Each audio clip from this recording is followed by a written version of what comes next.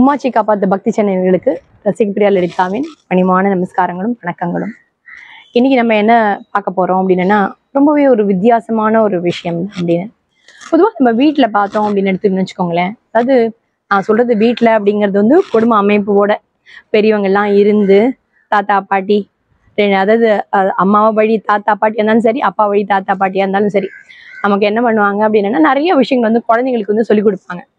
இப்படி உட்காந்துக்கணும், இப்படி செய்யணும், இந்த மாதிரி பண்ணாத அப்படிங்கிறத வந்து அவங்க நிறைய சொல்லுவாங்க. ஏன்னா அவங்க வந்த விதம் இல்லையா, அந்த அனுபவத்தை தான் நம்ம கிட்ட வந்து கொடுக்குறாங்க.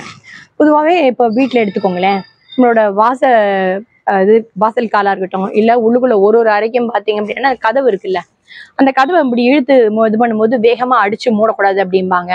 அப்புறம் அதுல போட்டிருக்க தாழ்பா இருக்கு இல்லையா, அந்த தாழ்பால தட்டாத திருடம் வருவான் அப்படிம்பாங்க.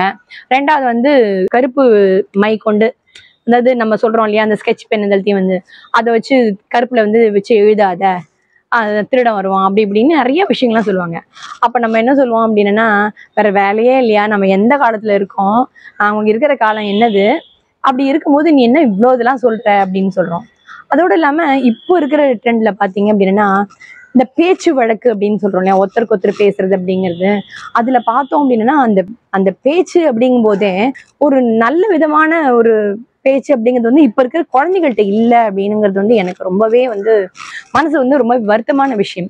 ஏன் அப்படின்னா, அதுல நம்ம ஒரு விஷயத்த சொல்றோம் அப்படின்னா பேரை சொல்லி அழைக்கலாம். நம்ம வந்து நவகிரகத்துல உள்ள ஒரு சனி பகவான் இருக்கார் இல்லையா, அவரை பேரை சொல்லிதான் அழைக்கணும் அப்படிங்கிற மாதிரி. நான் வந்து உங்களுக்கு வேண்டாம், இதை சொல்ல வேண்டாமே அப்படிங்கிறதுக்காக நான் இதெல்லாம் பூசி மொழி நான் இவ்வளவு தூரம் சொல்றேன்.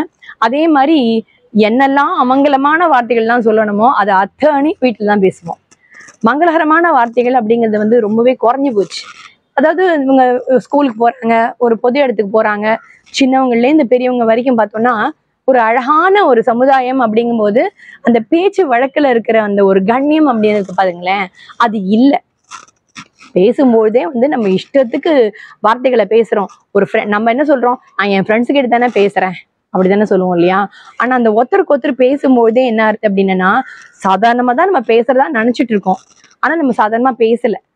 அதுல வந்து நிறைய விஷயங்களை பார்த்தோம்னா, நம்மளோட செல்ல பிராணிகளோட இதுல பேர்லாம் இருக்கு இல்லையா, அதெல்லாம் வந்து நிறைய வரும் இல்லையா. நான் செல்ல பிராணின்னு சொல்லிட்டேன், இருந்தாலும் சொல்லிடவா, நான் பேயே அது இதுன்னு என்ன பண்றோம் அப்படின்னா சர்வத்திர பேரும் வந்து இந்த ஃப்ரெண்ட்ஸா இருந்தாலும் சரி, இல்ல வேற ஏதாவது திட்டுறதா இருந்தாலும் சரி, உணர்ச்சி பொங்க எல்லாம் கொஞ்சம் போதும் வருது.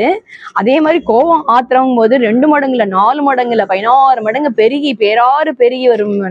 அந்த மாதிரி என்னெல்லாம் வார்த்தைகளை கொட்டக்கூடாதோ அத்தனை வார்த்தைகளையும் கொட்டிடுறோம். பொதுவாகவே வீட்டில் இருக்கும்போது என்ன சொல்லுவாங்க அப்படின்னா, சத்தம் போட்டு பேசாத அப்படிம்பாங்க, கெட்ட வார்த்தையை பேசாதேம்பாங்க. ஆனா இத்தனை இதுவும் என்ன அர்த்தம்னா, இந்த வீட்டுக்குள்ள நம்மளதான் வந்து அது பாதிக்குது. என்ன அப்படின்னு சொல்றோம், நெகட்டிவ் எனர்ஜி. அந்த நெகட்டிவ் எனர்ஜி என்ன ஆகுது அப்படின்னா, வீட்டுக்குள்ள அந்த வார்த்தைகள் எல்லாம் சுத்தி சுத்தி சுத்தி சுத்தி வரும்போது நம்மளோட மனநிலை வந்து கண்டிப்பா பாதிப்படையும். இப்ப பார்த்தாலும் அந்த மாதிரி ஒரு திட்டிக்கிட்டு ஒருத்தருக்கு ஒருத்தர் சண்டை போட்டு ஒருத்தர் வந்து கத்தி ரகலை பண்ணி வீட்டுல இருந்தோம்னு வச்சுக்கோங்களேன், அப்போ அந்த இடத்துல வளர்ற குழந்தைகள் எப்படி நல்லபடியா வளரும் இல்லையா. அதுதானே இன்னைக்கு எல்லாரும் சொல்றாங்க.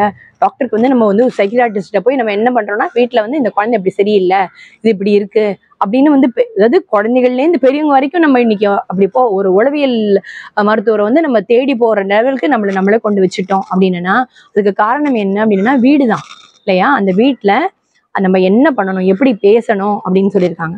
அதுக்குதான் அந்த காலத்துல என்ன பண்ணுவாங்கன்னா, நீ வந்து இந்த மாதிரி நல்ல விஷயங்களே பேசும்போது நம்மள வீட்டை சுற்றி நிறைய தேவதைகள்லாம் இருக்கு, நல்ல தேவதைகள் வந்து அது வந்து பிரயாணப்பட்டுட்டே இருக்கும். அப்படி பிரயாணம் பண்ணும்போது நீ நல்லதையே பேசிட்டே இருந்த, நல்ல வார்த்தைகளே சொல்லிட்டே இருந்தேன்னா அது என்ன பண்ணும்னா தத்தாஸ்து அப்படின்னு சொல்லும். அப்படின்னு தத்தாஸ்துன்னா என்ன அப்படின்னு, தத்தஹா அஸ்து அப்படின்னு. தத்தஹனா அப்படியே ஆகட்டும், அப்படியே நடக்கட்டும். அதாவது நல்ல விஷயங்களை வந்து நம்ம சொல்ல அப்படியே ஆகட்டும்ங்கிறத வந்து அவங்க என்ன பண்றாங்கன்னு தத்தாசுன்னு சொல்லுவாங்க. இந்த தத்தாசுங்கிற வார்த்தையை வந்து நீங்களும் கேட்டிருப்பீங்க. எப்படி அப்படின்னு கேட்டோம்னா, நம்ம வீட்டுல ஒரு பெரிய ஹோமம் பண்றாங்க, இல்ல ஒரு யாகம் வளர்த்து எல்லாம் பண்ணும்போது கடைசியில இந்த ஆசீர்வாத மந்திரம்னு ஒண்ணு இருக்கும். இந்த ஆசீர்வாத மந்திரத்துல வந்து என்ன ஆகும்னா, அந்த சங்கல்பம் பண்ணி அந்த குடும்பத்துல வச்சிருப்பாங்க இல்லையா, அவங்க எல்லாரையும் கூப்பிடுவாங்க, அந்த குடும்பத்தார எல்லாரையும் கூப்பிடுவாங்க. இல்ல நம்ம பொதுல பண்ணினா கூட சங்கல்பம் பண்ணிட்ட அத்தனை பேரையுமே கூப்பிட்டுருவாங்க. கூப்பிட்டு என்ன பண்ணுவாங்கன்னா ஒரு குடும்பத்தாரையும் பார்த்தோம் அப்படின்னா ஒவ்வொருத்தர்கிட்டயும் வந்து ஒரு குடும்பம் அப்படின்னா ஒரு குழந்தை இருக்கும். அப்ப அந்த குழந்தைக்கு என்ன பண்ணுவாங்க, வித்யா பிராப்தி ரஸ்து அப்படின்னு சொல்லுவாங்க. அதே மாதிரி கல்யாண வயசுல இருக்க நல்ல விவாக பிராப்தி ரஸ்து அப்படின்பாங்க. அதே மாதிரி அவங்க வீடு கட்டி நல்லபடியா இருக்கணும் அப்படின்னா அதுக்கு ஏத்த மாதிரி அந்த அவங்களுக்கான ஆசீர்வாதத்தை பண்ணி உன்னொத்தி முடியும் போதும் அந்த பிராப்தி ரஸ்து இந்த பிராப்தி ரஸ்துன்னு சொல்றச்சே என்ன ஆகும்னா அதை வாங்கி சொல்றாங்கல்ல, அந்த வாங்கி சொல்லும் போது என்ன பண்ணுவாங்கன்னா 3 தடவை தத்தாஸ்து தத்தாஸ்து தத்தாஸ்து அப்படிமா. அப்போ நல்ல விஷயங்கள் வந்து அப்படியே ஆகட்டும் அப்படின்னா நம்மளுக்கு பிரச்சனையே இல்லை. ஆனால் வீட்டுல வந்து நம்ம பேசுற விஷயங்கள் இருக்கு இல்லையா, அமங்கலமான சொற்கள், மங்களகரமான சொற்களுக்கு பதிலா மங்களமான சொற்கள் பேசும்போது அப்ப என்ன ஆகுது, அந்த தேவதைகள் வந்து நம்மளை சுத்தி சுத்தி சுத்தி சுத்தி போறது. அதுவும் குறிப்பா என்ன பண்ணுவாங்கன்னா சாயந்தர வேளையில விளக்கு வச்சதுக்கு அப்புறமா சத்தம் அப்படிங்கறது வீட்டுல வரக்கூடாதுன்னு சொல்லுவாங்க. 6 மணிக்கு மேல வந்து கோதூளி லக்னம் அப்படின்னு சொல்லி அதாவது என்னன்னா இந்த மாடுகள்லாம் வந்து தன்னோட குழம்புகள் மூலமா அந்த காலத்துலாம் உள்ளுக்குள்ள வருது அப்படின்னு, அந்த பசுமாடு வந்து இந்த குழம்பு வச்சுட்டு உள்ளுக்குள்ள வர நேரம் வந்து அற்புதமான நேரம் அப்படின்னு. அப்ப அந்த அற்புதமான நேரத்துக்கு வந்து என்ன சொல்லுவாங்க, அந்த நேரத்துல எதுவும் பேசாத, சத்தம் போடக்கூடாது, கெட்ட வார்த்தைகளை பேசக்கூடாது அப்படின்னு நம்மளுக்கு சொல்றதுக்கு வந்து அவ்வளோ அழகா நம்மளோட முன்னோர்கள் வந்து சொல்லி கொடுத்துருங்க. அதனாலதான் திருப்பியும் சொல்றேன், மூத்தோர் சொல் வார்த்தை அமிர்தம் அப்படின்னு. அந்த மாதிரி நம்மளுக்கு சொல்லி கொடுக்கும் போது என்ன ஆகுது அப்படின்னா நம்ம ஆட்டோமேட்டிக்காவே நம்மளுக்கு வந்து மைண்ட்ல வந்துடும், ஓ நம்ம வந்து கெட்டது அதாவது கெட்ட வார்த்தை அப்படின்னு ஒண்ணு சொல்ல போறோம்னாலே மைண்ட் வந்து நம்மளை வந்து என்ன சொல்லும் அப்படின்னா இல்ல அது தப்பான வார்த்தை பேசக்கூடாது, நம்மளுக்கே நம்மளோட வாய்க்கு நம்மளே பூட்டு போட்டுடுவோம். இதை தவிர வந்து நீங்க அஸ்வினி குமாரர்கள் அப்படின்னு எடுத்துட்டீங்கன்னா இந்த அஸ்வினி குமார்களை பத்தி நம்ம வந்து ஒரு பெரிய வரலாறே இருக்கு. ஆனா இவங்க வந்து என்ன பண்றாங்க அப்படின்னா கிழக்குலேருந்து அவங்க வந்து மேற்கு நோக்கி பிரயாணம் பண்ணும்போது அவங்களோட அந்த ஆசீர்வாதங்கள் அப்படிங்கிறது வந்து பொதுவாவே தேவதைகள் தேவர்கள் இவங்க எல்லாருமே என்ன ஆகுதுன்னா நம்மளோட இருப்பிடத்தை சுத்தி தான் வந்து நம்மளுக்கு வந்து சூக்ஷ்ம ரூபத்துல நம்மளால அவங்கள பார்க்க முடியாது. ஆனா அவங்களோட பிரயாணப்பட்டுட்டே இருக்காங்க, பிரயாணம் பண்ணி போயிட்டே இருக்காங்க. இதுல சித்தர்களும் அடக்கம், சித்த புருஷர்களும் உள்ள இருக்காங்க. இவங்க எல்லாம் ஆனா தேவர்கள் இருக்காங்க இல்லையா, அவங்க தான் என்ன பண்றாங்க, அதே மாதிரி நம்ம அஸ்வினி குமார்கள் இவங்க இருவரும் என்ன பண்றாங்க அப்படின்னா நம்மள வந்து நம்மளோட இல்லத்தை தாண்டி இப்படி போயிட்டே இருக்காங்க இல்லையா. அப்போ இந்த வீட்டுல இருந்து வந்து நல்ல ஒரு மங்களகரமான ஒரு விஷயம் வந்து அவங்க காதுக்கு கேட்கும் போது என்ன சொல்றாங்க, தத்தாஸ்து அப்படியே ஆகட்டும் அப்படின்னு சொல்றாங்க. அப்போ கண்டிப்பா என்ன ஆகுது அப்படின்னா அந்த விஷயம் வந்து நம்மளுக்கு நல்லபடியா அமைஞ்சு அது நல்லபடியா இருக்கணுங்கிறத வந்து நம்ம அடுத்த அடியை வைக்கிறதுக்கே வந்து அவங்களுக்கு வந்து ஒரு பெரிய காரணமா அந்த தேவர்களும் தேவதைகளும் அஸ்வினி குமார்களும் இருக்காங்க. இது எல்லாம் வந்து நம்மளோட பெரியவர்கள் வந்து நமக்கு சொல்லி கொடுத்தது. இப்போ இந்த தத்தாஸ்து அப்படிங்கிற ஒரு அற்புதமான வார்த்தை அதை வந்து தேவர்கள் தேவதைகள் அஸ்வினி குமாரர்கள்லாம் வந்து எப்படி வந்து நம்மளுக்கு அந்த நல்ல விஷயத்துக்கு வந்து அவங்களோட ஆசீர்வாதம் தத்தாஸ்துங்கிற வார்த்தையை வச்சு சொல்றாங்க அப்படின்னு. இதையே நீங்க என்ன கேட்பீங்க அப்படின்னா உடனே இதுக்கெல்லாம் எங்க ப்ரூஃப் இருக்கு, எந்த ஒரு விஷயமே நம்மளுக்கு வந்து அறிவியல் பூர்வமா இருக்கணும், அதே மாதிரி ஆன்மீக பூர்வமா இருந்தாலுமே அதுக்கு ப்ரூஃப் அப்படின்னு கேட்பீங்க இல்லையா. இதுக்கு அப்படியே கொஞ்சம் ராமாயண காலத்துக்கு தான் போனோம். ராமாயண காலத்துக்கு போனோம்னா ஒரு ரெண்டு பெரிய பெஸ்ட் எக்ஸாம்பிள் சொல்லலாம். ஒண்ணு ராவணன், இன்னொன்னு வந்து கும்பகர்ணன். ராவணன் வந்து இந்த வரம் வாங்குறதுல அப்படின்னு பார்த்தோம்னா ஒரு இறை மூர்த்தங்கள் மேலேயும் தன்னோட என்ன சொல்றது உடல் பொருள் ஆவி எல்லாத்தையும் வச்சு அவன் தவமட்டத்துல வந்து அப்பேற்பட்ட ஒரு தவசாலி அப்படின்னு சொல்லணும். அதுல வந்து அந்த மாதிரி பண்ணும்போது தன்னோட இறப்புன்னு ஒண்ணு இருக்கக்கூடாது அப்படிங்கிறதுக்கு வந்து அது சாத்தியமே இல்லை. ஆனா அவன் என்ன பண்ணான் அப்படின்னா எந்த ஒரு தேவர்களாலும் எனக்கு வரக்கூடாது, மும்மூர்த்திகளாலும் என்னோட மரணம் வரக்கூடாது, மிருகத்தாலையும் வரக்கூடாது, எல்லாத்தையும் சொன்னவன் என்ன பண்ணிட்டான் அப்படின்னா மனிதர்களால் அப்படிங்கிறத மறந்துட்டான். உடனே பிரம்மா என்ன பண்ணிட்டாரு, வரத்தை உடனே கொடுத்துடணும் இல்லையா, தத்தாஸ்து அப்படின்ட்டாரு. அவன் என்ன அங்க மிஸ் பண்ணினான் அப்படின்னா நல்லாவே தெரியும் மனிதர்களால இல்லை அப்படின்னு.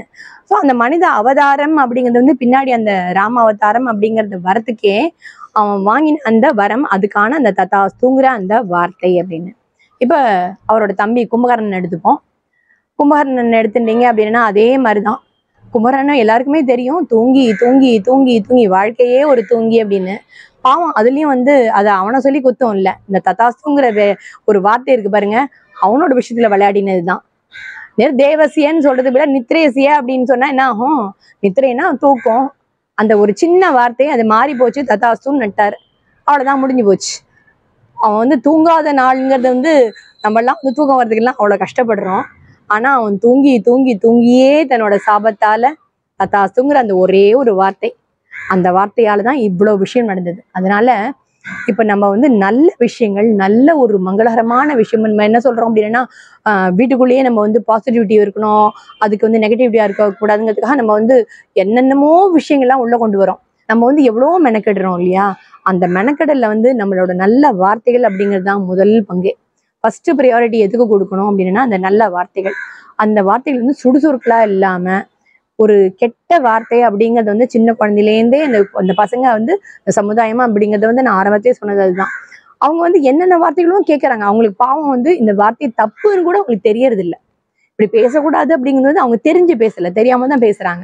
அந்த அமங்கலமான வார்த்தை வந்து நல்லது இல்ல. நல்ல வார்த்தையை பேசணும். அது எப்படி அந்த கண்ணியத்தை வந்து தூக்கி கொடுக்கும் அப்படிங்கிறதுக்கு வந்து ஒரு பெஸ்ட் எக்ஸாம்பிள் எது அப்படின்னு கேட்டோம், இந்த தத்தாசுங்கிற இந்த அற்புதமான இந்த வார்த்தை. அதனால நல்லதையே செய்வோம், நல்லதையே பேசுவோம், நல்லதையே நினைப்போம். அடுத்த தடவை கெட்ட வார்த்தை பேசும்போது தத்தாசு அப்படிங்கிறது கண்டிப்பா ஞாபகம் தானே வரும் இல்லையா? அப்ப நீங்க என்னையும் நினைச்சுப்பீங்க, எனக்கும் சேர்த்து தத்தாசு நல்லபடியா ஆகட்டும் அப்படின்னு ஒரு இதை போட்டுருங்களேன். இந்த வீடியோ வந்து உங்களுக்கு பிடிச்சிருந்தா எப்போதும் போல லைக் பண்ணுங்க, ஷேர் பண்ணுங்க, சப்ஸ்கிரைப் பண்ணுங்க. மீண்டும் ஒரு அற்புதமான விஷயத்துல அடுத்த வீடியோல உங்களை சந்திக்கிறேன். நன்றி, வணக்கம், நமஸ்காரம்.